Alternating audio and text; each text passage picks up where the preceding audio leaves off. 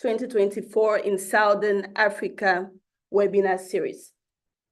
In this series, we will discuss the impacts of El Niño 2024, which is regarded as one of the most powerful El Niño Southern Oscillation events recorded in history.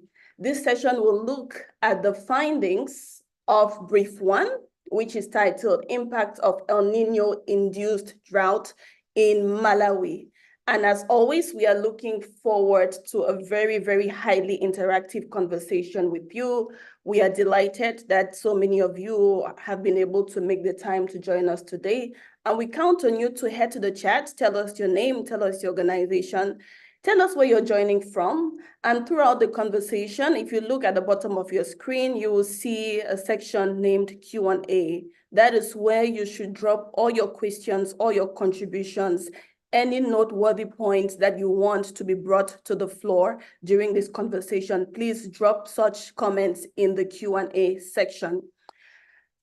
Now, without wasting more time, let's kick off the session by inviting our first speaker for today. He is one of the co-authors of El Niño 2024 Brief 1, and he will be making a presentation of the findings from this brief. Please welcome Senior Scientist at Academia 2063, Dr. Paul Minor Guthiga. Over to you, Paul. Yes, so thank you very much, Lai, and hello, everyone. Good morning, good afternoon, depending on where you're joining. Welcome to this session. Let me begin by sharing my screen.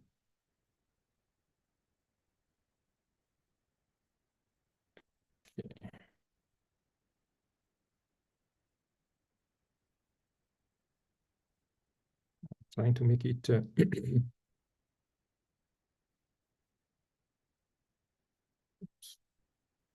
sorry, trying to make it full screen.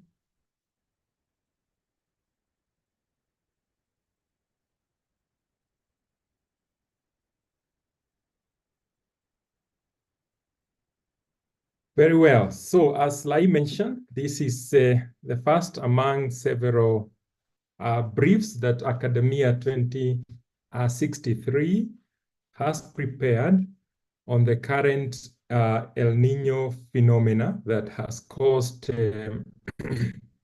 that has induced a drought in the Southern Africa. And today we'll be looking at the case of Malawi. So the region has been experiencing a very strong El Niño weather effect since last year, and it is expected to continue till mid this year. Normally, this weather is characterized by above average temperatures and below normal rainfall. And the climate variability that is caused by this El Niño effect is one of the strongest drivers that impact agricultural production in the whole of Southern Africa region. The current situation is quite unique and serious because there are reports that are describing it as the worst mid-dry season spell in over 100 years. And it's actually causing one of the lowest mid-season rainfall in 40 years. So it is an unusual phenomena, actually. So the maps you see here are actually the one on the left was indicating the likelihood of below average precipitation between the month of April and June this year. And you can see across Southern Africa, many areas were expected to receive below normal rainfall. And even now in this season, the coming season, if you like, from June to August, a lot of areas in the Southern Africa region will also be receiving below average precipitation.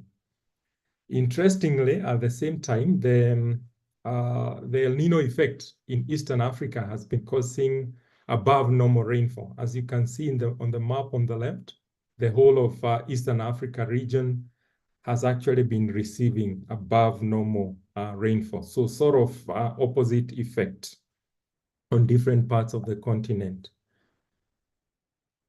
So one of the impacts of this weather phenomena is that majority of countries in the region have reported potential decline in staple crop production, especially maize.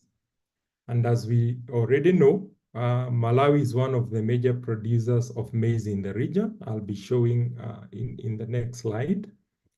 And about 90% of farming households in the country produce maize, and it accounts for a substantial source of calorie intake, 65%.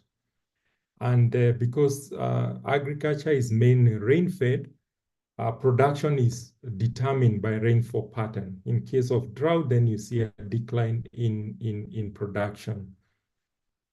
And therefore, in a situation as that we are facing currently, drought can be very devastating for the country and can expose households to the risk of food insecurity. Now, the entry point for this brief, what we are saying is that while the overall effect of droughts are experienced at the national level, we expect that the impacts would be differentiated across space and across different areas in the country. Some areas in the country might be more exposed to intense drought than others. And therefore, in those specific areas, you would expect the crop production to really decline. And therefore, it is important to begin to have an understanding of how the impacts of this, first, the drought itself and its impact is spread across the country. Now, as I was saying, Malawi is a major producer of maize in the region.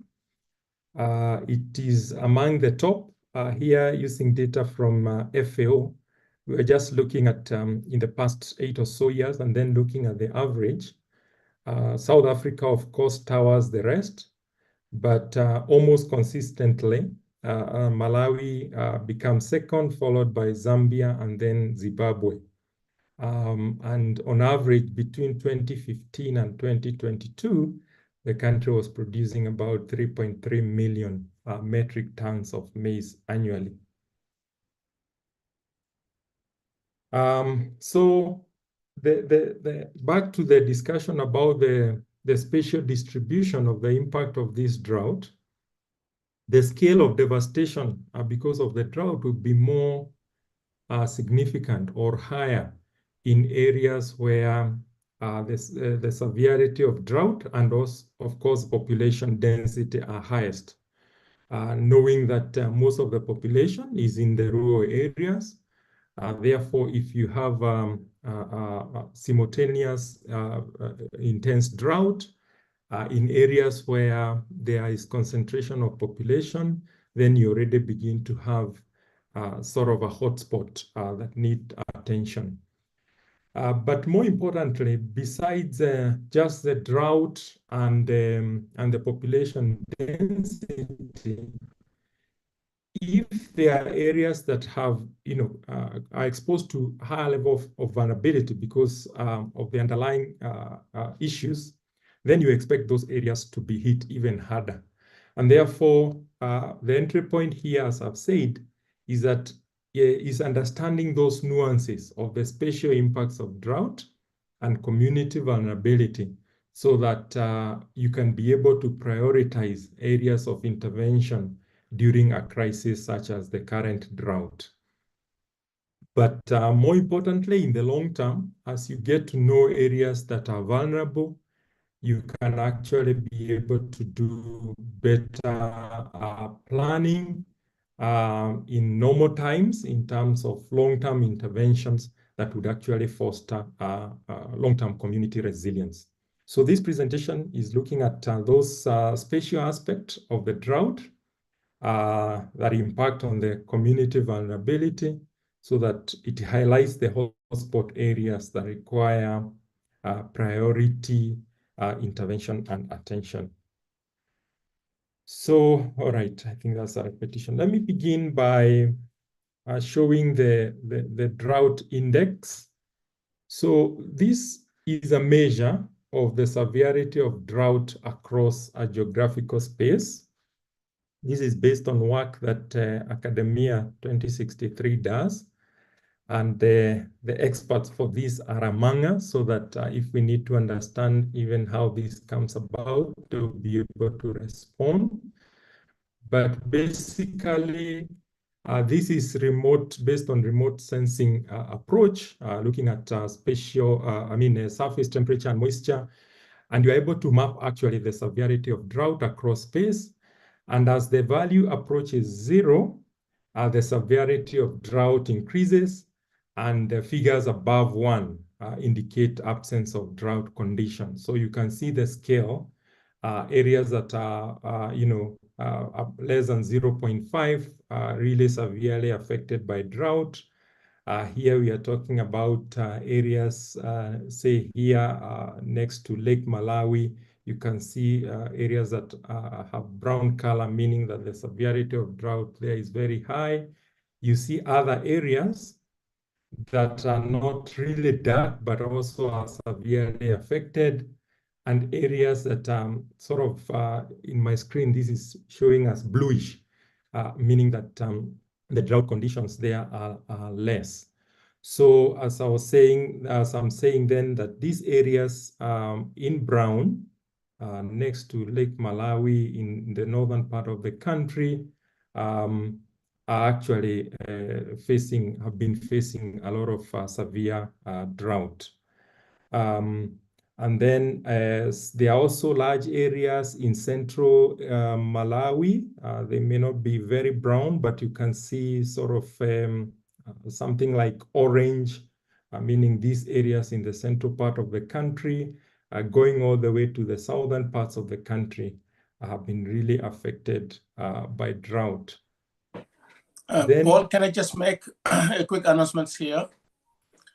Yes, just I want you to please disable the auto AI, which is taping people without their consent. We've been sending messages, but haven't gotten any. Suilanji, please disable the auto AI. You are taping people without their consent. Thank you. Okay, carry on. Okay, thank you, Usman. Is it me to disable, or is that someone else doing that? Sirawenji, who's enabled auto AI assistant that is taping people and taking a screenshot without people's consent. That's illegal. Please stop it. We don't have a problem with people. Okay. Yeah. Thank you. Okay. Thank you, Usman. So then let me move to the drought exposure. So the drought exposure combines the figure I have presented in the previous slide. That is the drought index, and then overlays it with the population density to generate the drought exposure maps. As I was saying, that if you consider areas of intervention or priority intervention, you'd want to think about areas that are facing high levels of drought, but also many people are affected by the same. So as you can see, this map now is showing, it has different shades, as you can see. The areas in green, I would say this in my screen is showing us green, are areas with high drought, but low population density. You can see them, the northern part of Malawi. There are also others in the southern part. The areas in orange are low drought, low population density. The areas in light blue are the ones with high drought and high population density. And then the other one that is more like brown, I would say, low density, low drought, high population density. So that means that areas that are in light blue are the ones that are facing high levels of drought and also coincide with a high population density, meaning that there are a lot more people in those areas and they are also affected by drought. So that when you are planning intervention, you would be thinking about intervening in those areas. They would rank. While, of course, the state has the responsibility for the whole country, but I think in situations of emergency, you also want to have a way of prioritizing that. But more importantly, in the long term, you want this information so that you can put measures that will build the resilience of the communities into the future. So as we can see based on these maps, there are areas in central Malawi, the larger Lilongwe area, Dowa, Mchinji, that are highly vulnerable because of the high levels of drought coupled with high population density. But there are other areas in northeast Malawi, bordering Lake Malawi. Although they were affected severely by the drought, the population density there is much lower. So then we move on to the next slide that is showing the impact of drought on maize production.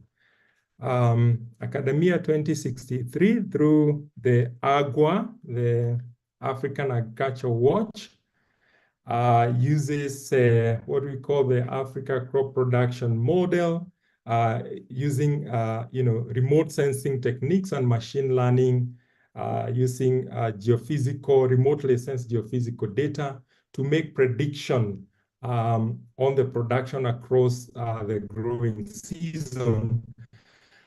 So, for example, you can see the map on the left here is actually showing the predicted maize production in 2024 with areas that are deep green, showing where, at the pixel level, where production is going to be high, but areas that are red and then yellow, and of course the light green showing less and less production as per the key here. Now, the map on the right is showing the difference between the two periods, the 2024 and 2023. And the areas that are in brown, because as you probably can see from your screen, these ones are pixel level. These are not, the big space like district, but rather at the pixel level. They are showing a lot of areas, as you can see, where production is expected to decline. The very dark, this would be more like light brown, showing areas where production is expected to decline, even by about 1,000 or so metric tons.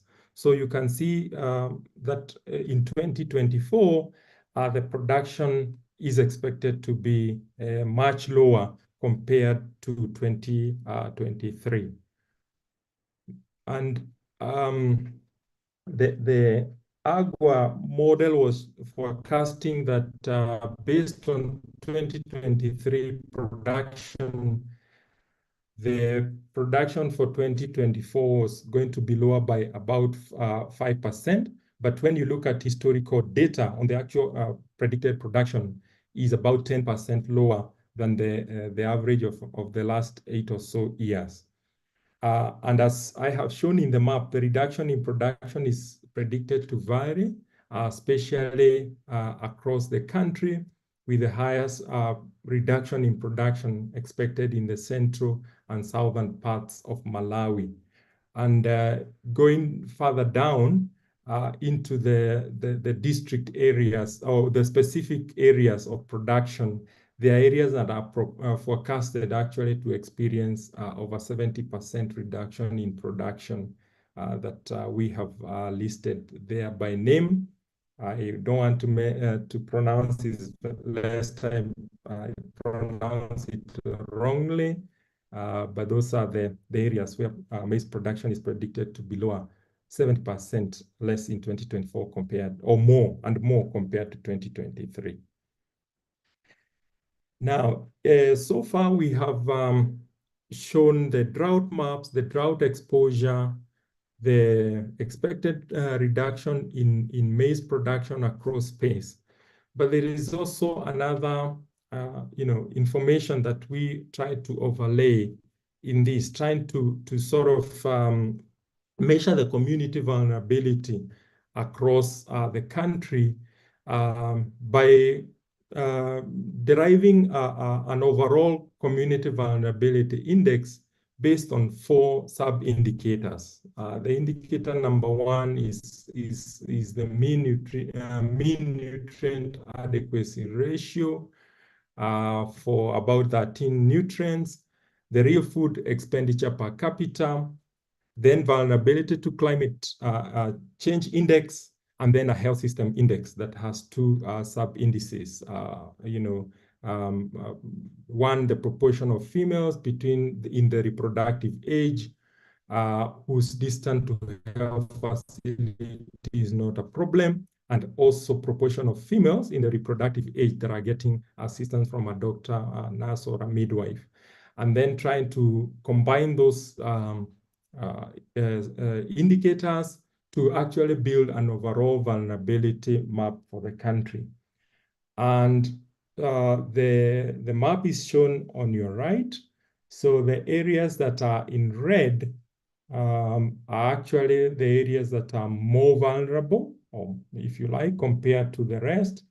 The others, the lighter color, which is sort of brown, I think. Then there is light green and green, showing areas that are less vulnerable compared to the others. This sort of already tells you, in addition to the drought, there are already existing conditions within the community that determine vulnerability to whatever shocks.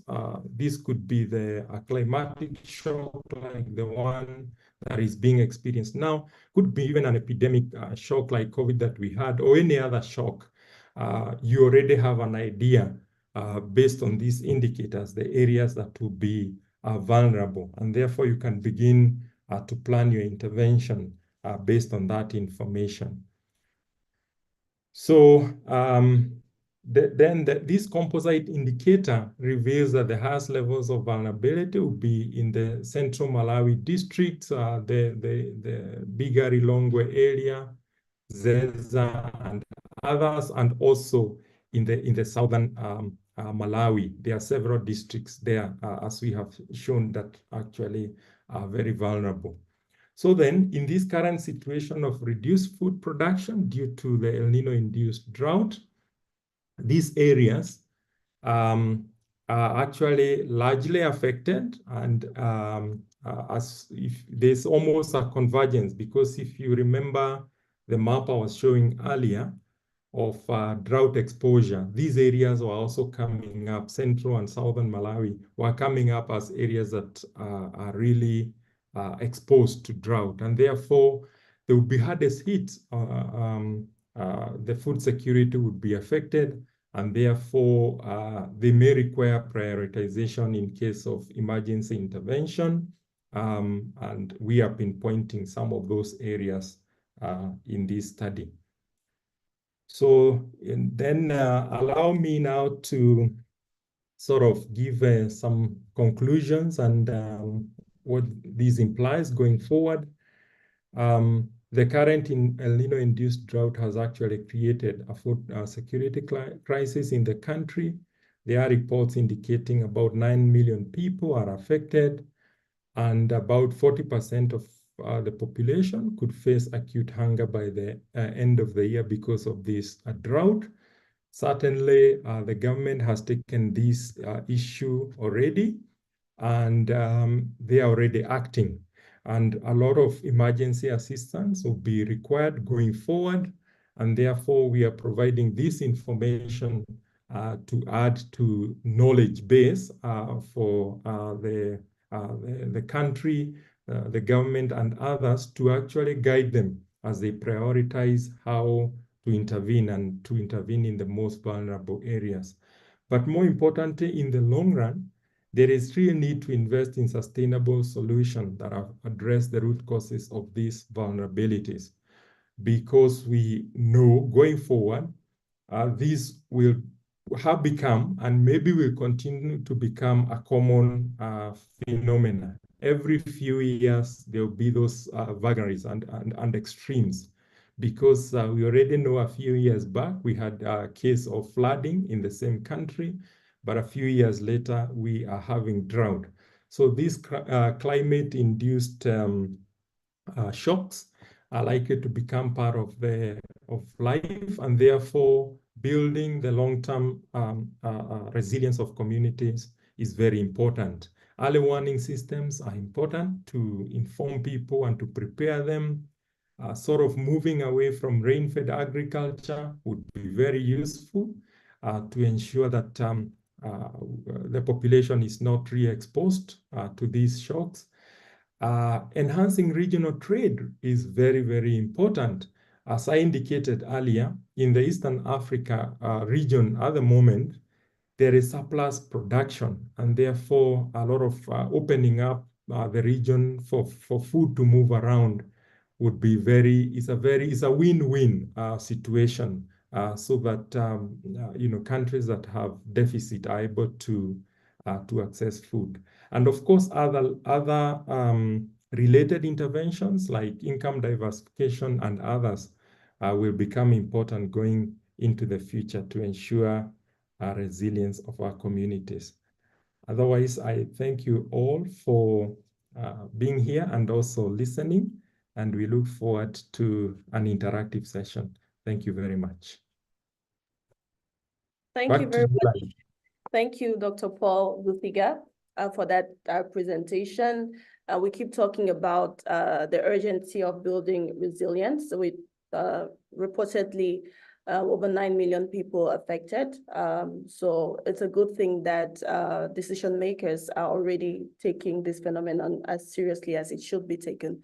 Before I invite our next speaker, I would like to remind our attendees that you can head to the Q&A section to drop any questions, any contributions you have on this presentation. Before we close the session, we will move to a Q&A segment where you will be invited to either, either have your questions in the chat, discuss on the floor, or you'll also have the opportunity to raise your hands and ask your questions directly to the presenter. So our next speaker is the discussant. He's going to provide some comments on the presentation we have all just followed. Please welcome Dr. Greenwald Machaya. He is the coordinator of RISAC's Eastern and Southern Africa, and also Deputy Country Representative for South Africa at the International Water Management Institute. Over to you, Dr. Machaya. Thanks very much, Dr. Lai Butaki. And also thanks very much, Paul, for a wonderful presentation. I think what I'll do here is just to give some comments to the presentation. I must definitely commend you, Paul, and your colleagues for this thought-provoking work that you have done, and also very important work. I think the fact that it's important cannot be underestimated. It can't be overemphasized, because at present, given all these crises that we're seeing across the Southern Africa region and even in West Africa and East Africa, we need to be able to get data as quickly as possible to guide decision-making. And I look at your work as fulfilling that gap, almost helping to close the gap that we have. Because from the work that we do across the continent, it's so easy to see that we have data challenges in many areas. And not to talk about data that talks about production in future. The work that you're doing, from what I can see, is that you're using state-of-the-art tools, including machine learning and harnessing remote sensing data to talk about production in future. I think it is very important. In the case of Malawi, I mean, to have this data in advance, say, for example, if having it this time around, I can already see that it can help a lot. It can help because it is one spatially disaggregated. So policymakers would be able to have that data, look at some locations, look at what the predictions are saying, and be guided by those ones in order to plan some kind of interventions. So both the spatial nature, as well as the fact that it comes in advance, sometimes before even the harvest, I think it's extremely important. Those advances should really be commended. And I had a chat with some colleagues in Malawi also when I was preparing for this, and yes, they did indicate that, yeah, most of the predictions that you're having here are consistent with also what they are saying. There could be differences here and there, but I think in general, this is extremely helpful work. The part of the things I wanted us to also just look at is maybe a comment or a question. So I note from the presentation that you are using machine learning techniques to do this. I just wanted you to at some point, Paul, clarify maybe at what point also do you do the predictions? Do you repeat them within a growing period? This is important because sometimes these kind of observations change over time. So what is it that you do, you guys, in order to ensure that the predictions are correct as they appear to be here? And at the same time, yes, the president in the country, I read from somewhere, declared a state of national disaster, and in about 23 districts out of the 28 districts. So meaning that for this year, this is really a tragedy. But part of this is that part of the results we're seeing are coming from a drought, and I think in some cases, like in the southern Malawi, it's also a combination of a drought as well as floods. Within the research or academia, are there any plans, you guys, that you would be, I mean, you'd also be embarking on work of trying to see the impact of those multiple crises at the same time? Is this work that you're already doing or you plan to do? And sometimes if you also ask these, you talk to the colleagues in the country to say, okay, you guys, did you plan for some for some kind of early action to prevent the negative impacts of the drought or this crisis? Some people will say, okay, yeah, we did, but some will say, no, we don't, because in most cases, the predictions from the early warning systems are not great. Okay, not talking about you, but talking about, say, from the Met department in some cases. I think these things are improving, but I wanted to just also ask, or you to just comment whether there are plans to start contributing towards that work within countries to strengthen these early warning systems, these predictions for the crises that are to happen. Because I think in order to ensure that we have good anticipatory actions, we need to have the data that you have provided, okay, to tell us where there are vulnerabilities, but we also need to have some kind of good predictions about the events that are to take place. I know that the Met departments do their work, but they also need strengthening, in my view, from the little research we have done. And so perhaps technical institutions like academia, etc., it would be good to start thinking about that work. It might be too much work, but I think it's something else so that if we're to venture into that area, it would be useful, it would add value and add to the confidence that people have on the predictions. Because currently, one would think that in some cases they do not have, I mean, not everybody has a lot of confidence in some of the predictions. You can say something on that one.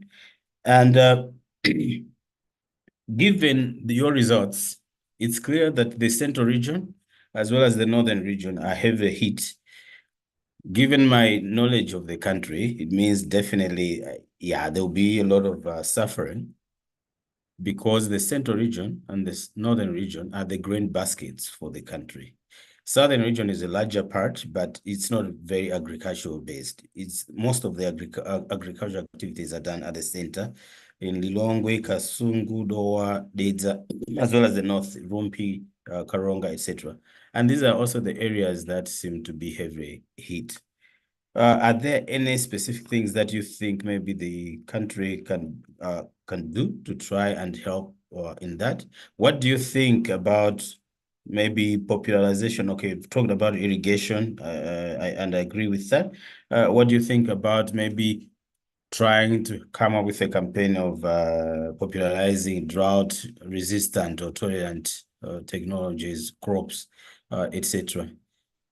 Maybe last comment I wanted to have is this is wonderful work, but it's focusing much on crops. Are there any possibilities of extending this work to the livestock sector, given that when we talk about nutrition, which you also touch a little bit in one of the indices, nutrition is a function of what happens in the crop sector as well as in the livestock sector. So are there any plans for that? These are just, unfortunately, questions for you, Paul. You might not have the answers, but in case you have, you might tackle them later. Over to you, Dr. Buteki and Dr. Lai. I'm Dr. Paul. Thanks. Thank you, Dr. Machaya, for those questions. So I think the first question you asked, we can invite Dr. Racine Lee, but let's give Paul some time to tackle the others, and then we can welcome Dr. Racine Lee to tell us more about when these predictions are done. So Paul, over to you. Okay, so thank you very much, Dr. Machaya, for your insights and comments and questions and even suggestion on where this work could go forward in the future and what we can do to improve it. So as Racine prepares to respond, I think on the question of the prediction when it is done and how it's updated, I agree with you that accurate data is very, very important.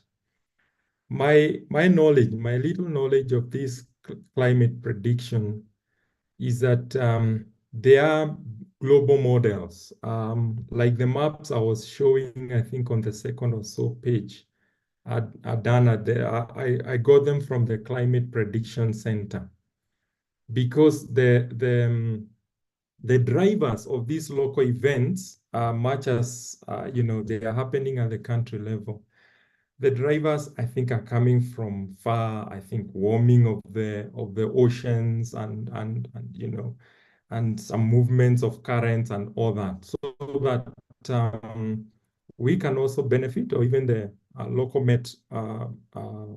national meteorological departments, of course, can benefit from those global models to actually make some rough estimation of what is likely to happen.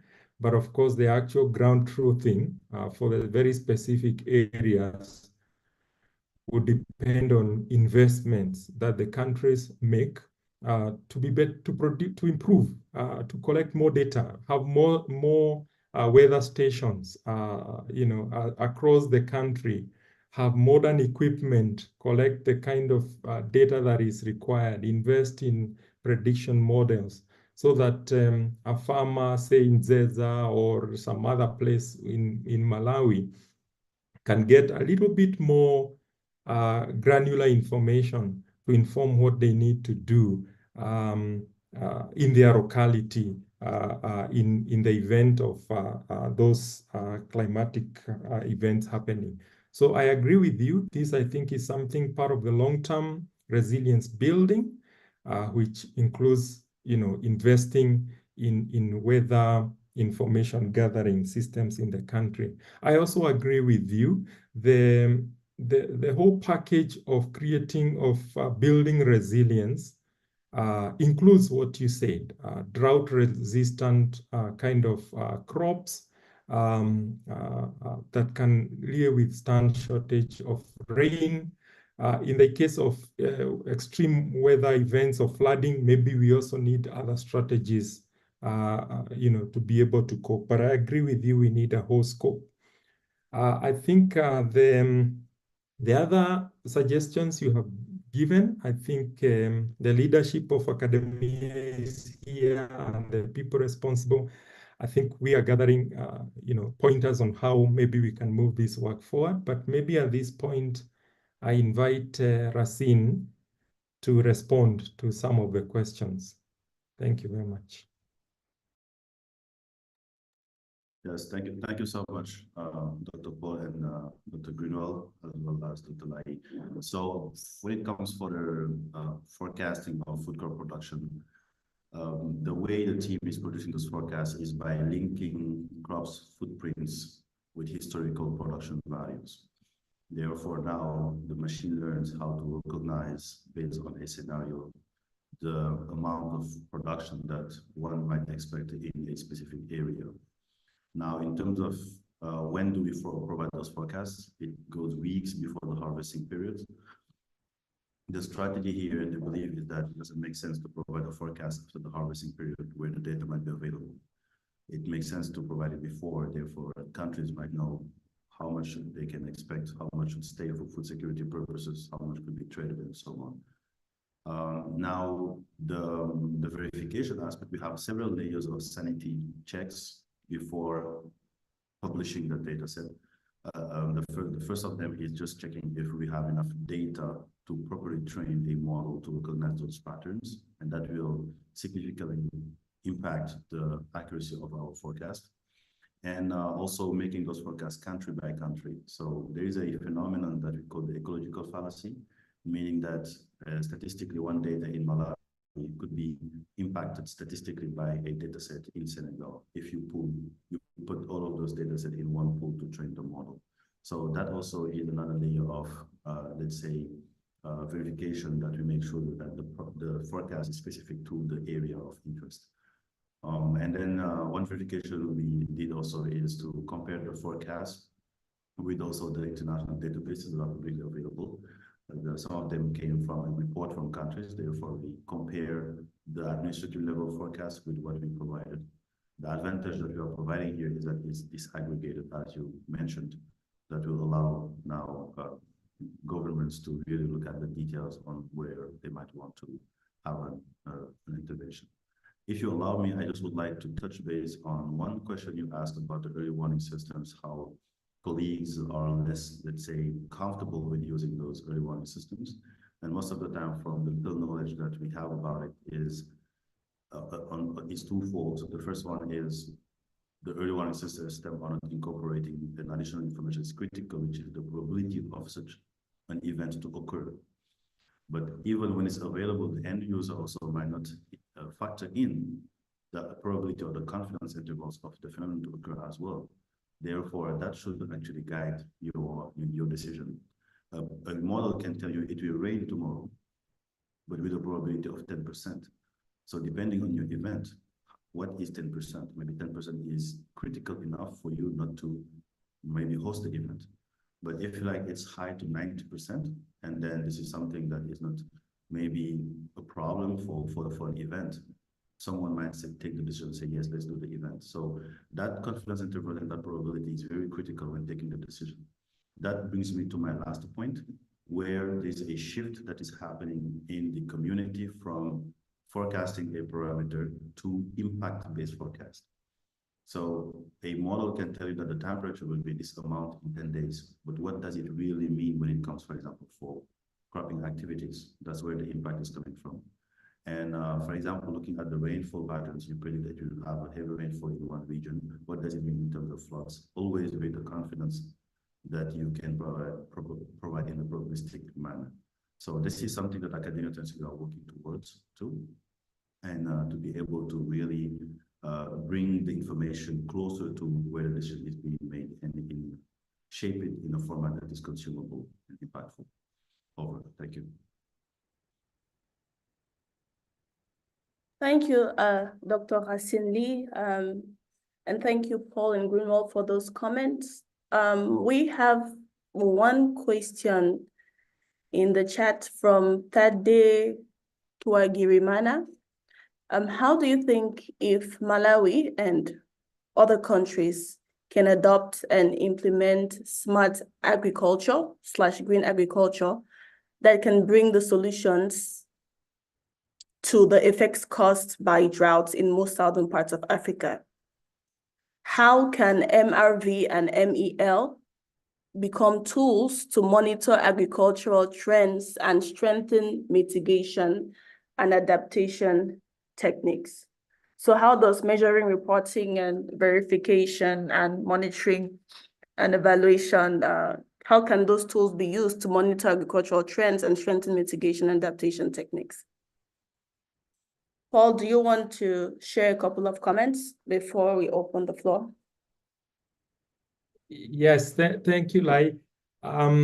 There was actually a comment from Lukusa, an earlier comment about COMESA also implementing the regional food balance sheet, which is a good thing because I think taking a regional approach to some of these challenges is important, and providing that information to the relevant stakeholders so that we are able to know areas or countries that are likely to have deficit, where surplus is likely to be, and therefore inform our trade decision. I think it's a good thing. I also believe that if the tools that academia has developed of predicting this production even before it happens, before harvesting, would be useful, because sometimes this information comes too late. The question, the first part of the question, I think I have maybe some understanding, but the second part, I'm not an expert on those climate change issues, but I would say yes. Climate smart agriculture would certainly be part of the solution to the climate change and the variability it causes in these countries. So I agree. Yes, that would be part of the solution. Developing the right mix of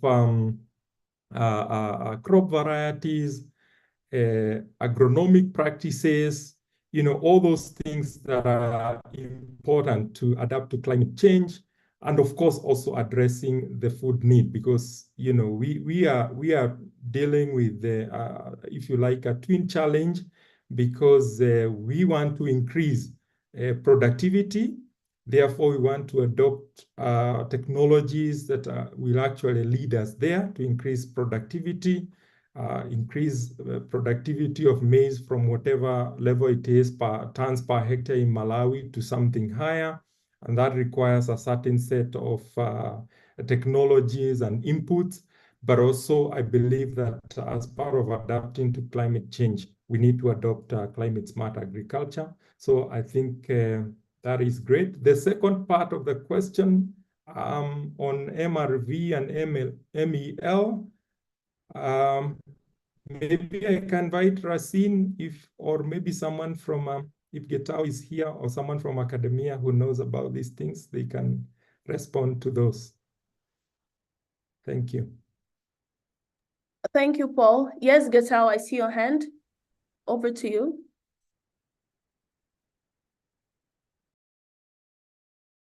Yes, it's muted. Yes, can you hear me? Yes, we can hear you. I can hear you now. Yes, the MEL and the MRV, can they be used for tracking trends and all those things? Yes, that's their purpose. The purpose is just tracking for some trends in agriculture performance and all these things. Probably the MEL is more on the adaptation, and the MRV is more on the mitigation sides. But unfortunately, both of them, they are not really equipped with some indicators and related to risk. So probably they cannot really able to predict risks. So in both frameworks, in many cases, the risk element is not there. Probably in the MEL, you might find some of social protections and all those things, and also the number of people who are vulnerable to all these things, but they are reporting the history, I mean, backwards, observed performance and all these things. So they don't have the capacity to predict risk. They don't have the capacity to really, show the future. That is maybe some of the things that we have to think about it. But still, with the help of these digital tools that are coming from Academia 2063, from our department, the digital department, and we can supplement some of the indicators there, and then we can bring these risk issues and some predictions. For example, the crop harvesting prediction can also be incorporated into the MEL framework, so that can help a little bit to understand what's coming, as a risk. That's the only thing I can say. I don't know whether I have answered, but that's my impression I have. Thank you, Dr. Getel Tadesse. So we have a couple of hands. I will first give the floor to Dr. Usman Bajan and then Dr. Rasindi. Okay, thank you very much. I'm sure Rasin is going to answer some of those questions. There are a couple that Greenwell raised that we didn't answer to. One is how do we avoid having these big impacts of these different shocks? How do we equip ourselves against it? He also talked about are we going to expand the work into the livestock sector? And I think today Rasin can tell him what the complications are. We're doing country level work. And I think here part of the local analysis network, but also more customizing the agua at the country level is something that Rasin can talk about. I will just talk about what can we do in the future to minimize this impact. Yes, you can act a lot on the production level. We heard about smart agriculture. We heard about what you can do to make sure that production is more resilient. But this is just not a production issue, right? When you have these shocks, they can come from any angle. You can, work on irrigation, but you can have a flood, right? It doesn't help you much if you're trying to control water and you have everything inundated. But also, it could be pest. It could be other things. So I think while we're working on making the production systems much more resilient, we also have to work on the other side on being better prepared against a variety of shocks that we will need to protect the communities against. And I think here, two things are needed. Just like our team is here working to give us a heads up in terms of what's going to happen with harvest, countries need to have a system in place that can help them understand the nature, the patterns, and the drive of vulnerability at the community level. Even in normal times, before you have shocks, you need to know what is driving vulnerability, and then focus on making sure that you reduce the average level of vulnerability as you go in time. Work on that. If it is the prevalence of chronic disease that is making a community very vulnerable, and you see the multidimensional vulnerability indicator that Paul presented, then you will have to work on basically controlling chronic disease during normal time. If it is isolation and lack of infrastructure that's making the community more vulnerable, you don't have to wait for shocks. During normal times, try to work on making that infrastructure bottlenecks reduced so the community can be better connected. So while you're working on expanding the absorption capacity of shocks of this community, you can, with tools like one we have and others, try to be better prepared in time so that they can respond when the crisis comes. If we just focus on working on crisis, or we just focus on making agriculture much more resilient, we will have other shocks that will come and will surprise us. So we need really to work on multiple fronts. Yes, make agriculture much more resilient, better varieties, drought tolerance, early maturing, and so on and so forth, better land and water management and what have you, but also know your communities well and know what's making them vulnerable and try and make them less vulnerable as time goes by and invest in those during normal times. And then thirdly, leverage the methodologies and tools like we have in others so that you can foresee things before they hit and then be prepared to be there on the ground when the crisis hit, so they can also help these communities. Thank you. Thank you, Dr. Bajan. Let's invite Dr. Racine Lee for his comments. Yeah, thank you. I'm just going to react on the question related to MRV and MEL. So if you see the common denominator between those two frameworks is the M. For MRV is going to be measuring, for MEL is going to be monitoring. MRV is more for mitigation and the MEL for adaptation. So you cannot mitigate something you don't know how much you are emitting about. For example, if you say for the MRV mitigation, you would like to reduce greenhouse gas emissions, you need to know first how much you are emitting, and then to what extent can you reduce that emissions, what are the action you are going to take on the ground for that. And the whole purpose of MRV would be you measure, report to a third party, and then carbon credits. That's the baseline about MRV. But the entry point is, how do you measure? And that's something that at academia we're trying to do by measuring greenhouse gases emissions on agricultural cropland, and to measure throughout the season how much methane, for example, you are emitting.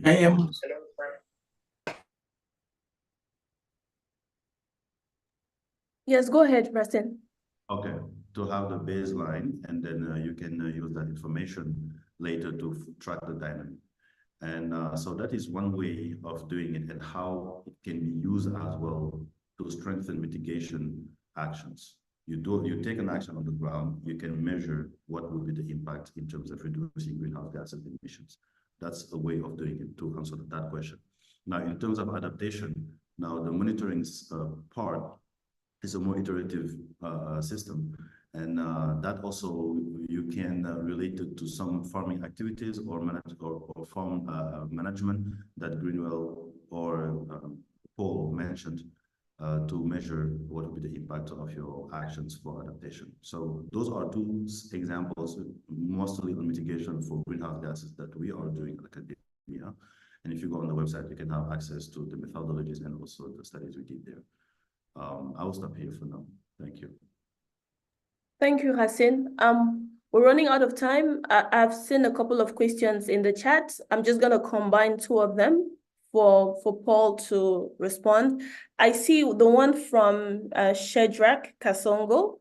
I think Dr. Bajan touched on that in his intervention, but I see you just dropped a second one. So during your presentation, you said that maize production is expected to reduce by 5% in 2024 as compared to 2023.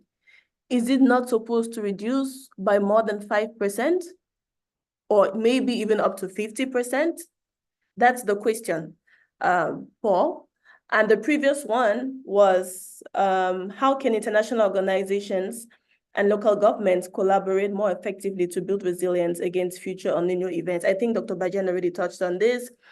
And the last one from Titi Makombe, to what extent are you capturing impact of floods and vulnerability to floods? We know in March, parts of Malawi, especially central Malawi, had significant floods. So Paul, very quickly, this is going to be a lightning session. Over to you. Okay, so thank you very much.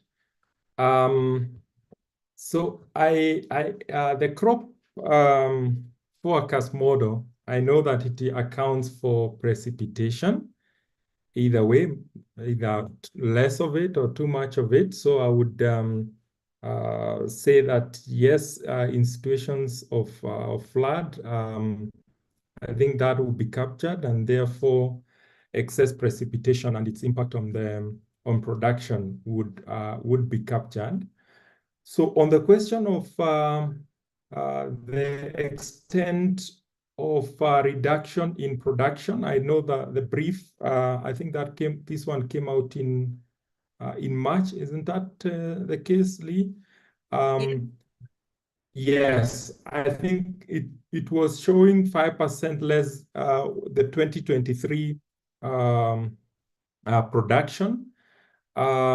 Of course, this is based on remote sensing. And as indicated earlier, in most of those places, we tried to ground truth But if there are maybe more recent prediction in terms of the actual production, Racine can actually speak to that. But as I said, looking at the long-term production data, the reduction could go up to, as I was saying, about 8% or 10% if you look at the average production in the past several years. But this prediction was looking at the production in 2023. So, Racine, do you want to speak to the reduction in production? Well, what I can say is that this is something also we cross-checked, as you said, with colleagues. And but the most important part is not like the overall change from one year to another globally. What becomes important is that percentage of change when you look at provinces and districts. That's where you can see like huge differences and loss. So it doesn't mean that all the entire country is like seeing those issues related to drought. But when you look at the details, there's some sort of compensation. So I think at the end of the brief, you will see the details of that data by province and by district, and therefore you will see that it's not minus 3% everywhere. Yeah. Oh. Thank you, Dr. Hassini. Thank you, Dr. Paul Guthiga. And we still have a couple of comments. I'll try to share them in my concluding remarks, but now I must invite our Managing Director, Dr. Mumini Sabadogo, to provide closing remarks to this meeting. Over to you, MD. Thank you very much. Just confirm that you can hear me very well. Perfect. Yes. Thank you so much. And I would like to thank all the participants who are here together with us. The objective of this webinar is to present to you the first brief on the impact of the El Nino-induced drought specifically in Malawi.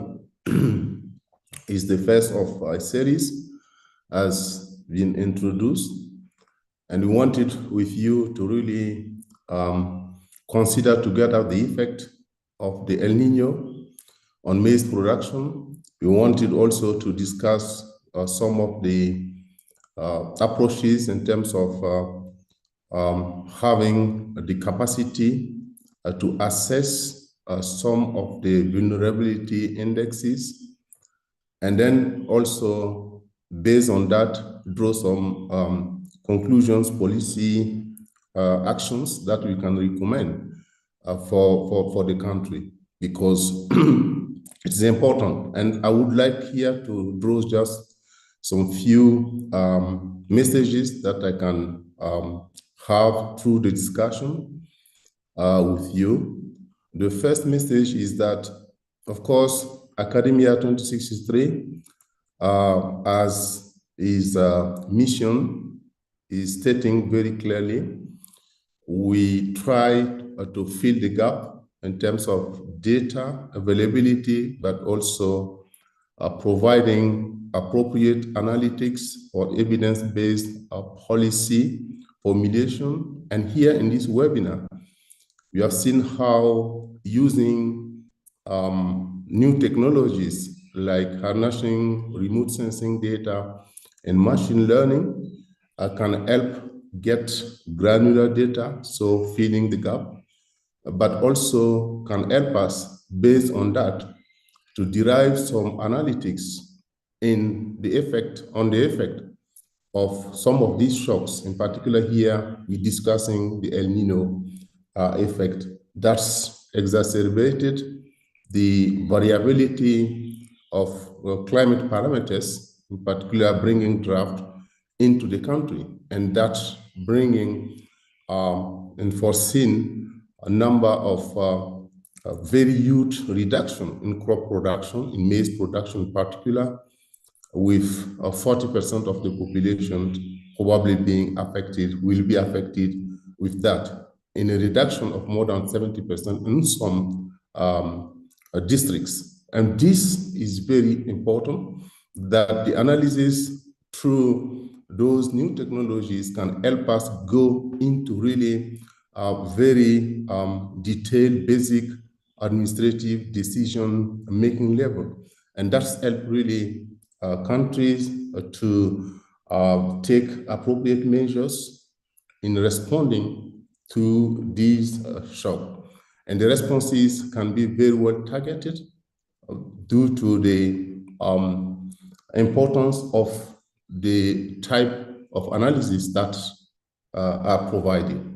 So using here, for example, those indexes, for example, the composite vulnerability index is key, as explained by Usman earlier, is that used these data, and we believe that policymakers and all decision makers that will be having opportunity to get those data will make very well use of them, and making sure that we target two things. The first is investing on a very structural aspects of the vulnerability of the community for long-term resilience building, but also using those data to target some of the emergency priority actions, targeting some specific communities that are very vulnerable to the situation. So this webinar is an indication that we are going right in the right direction in terms of helping countries to fill their data gap, but also provide them necessary analytics that can help them make sound decisions, either for long-term investment or for emergency investment. And that is really the second message I want to pass on, is that as we progressing towards fine-tuning all these tools and providing those data and analytics, at Academia 2063, we would like really to stress the fact that we are here to serve the countries, and we would like to partner and just reach out to us, and we would like to provide to the different countries whatever data we can provide to them, analytics we can provide to them, but also build their national capacities. And for that, we have number of tools that we have, and this is our call for really more partnership with the different countries here with Malawi. We thank Malawi for the existing partnerships, and we say we are here to support. We are here to continue to bring more capacities so that we can help our population communities get out of these negative impact of the different shocks, either structurally or in terms of emergency interventions. Let me stop here and thank everybody. Thank our colleagues for the brilliant presentation, and the discutant for also very sound comment and insights. So thank you very much, colleagues, and back to you, Lai. Thank you very much, Dr. Sabadogo, for those strong closing remarks. And just a quick one, in terms of country intervention, Tinashe Shavunduka says that other critical elements include huge public investments in backbone infrastructure, roads, rail, ICT, energy, etc. These are very handy in times of emergencies. Also strengthening civil protection units that are responsible for rescue activities. And Clayton Lusaka says that at COMESA, we are implementing the Regional Food Balance Sheet Initiative with the overall objective of addressing food security, trade, and investment. We are at advanced levels of partnering with Academia 2063 to address such issues where countries have declared state of emergency because of such unpredictable events such as El Niño and climate change effects. Let us have data as soon as we can. On that note, we have come to the end of this first session on the impact of El Niño 2024 in Southern Africa. Thank you so much to all our attendees for joining us today. Special thank you to our speakers, Dr. Paul Guthiga, Dr. Greenwell Machaya, Dr. Momini Sabadogo, and all the panelists, Dr. Hassan Lee, Dr. Usman Bajan, Dr. Getao Tadasi, and everyone who intervened here today. Mark your calendars for session 2, June, same time, Tuesday, June 11, 2024. We will be sending you the details of the session in the days ahead. I invite you to go to academia2063.com and download the 2 briefs published so far under the series, Impact of El Nino-Induced Drought in Malawi, and the second one is on Zimbabwe. Thank you all and see you next time. Nice day. Bye. Bye-bye. Thank you. Bye-bye.